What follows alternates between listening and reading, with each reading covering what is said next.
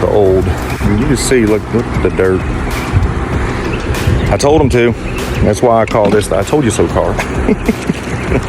New expansion valve, but if you look, I don't know if y'all can see back there. I got the light on it. Let's see if I can get y'all good. Yeah.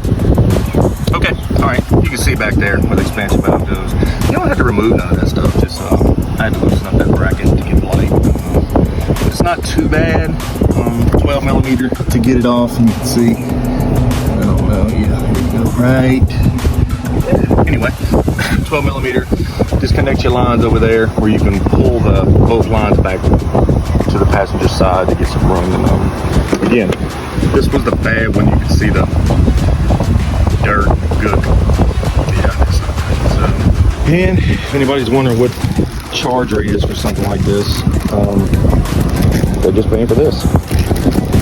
Yes, I did tell them they need to do that, but I do have a little compassion for people that, you know, old lady owns this car and she's having little issues.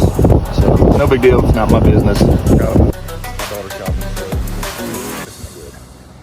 So let me get this wrapped up and get the C6 back on the road with some cold AC.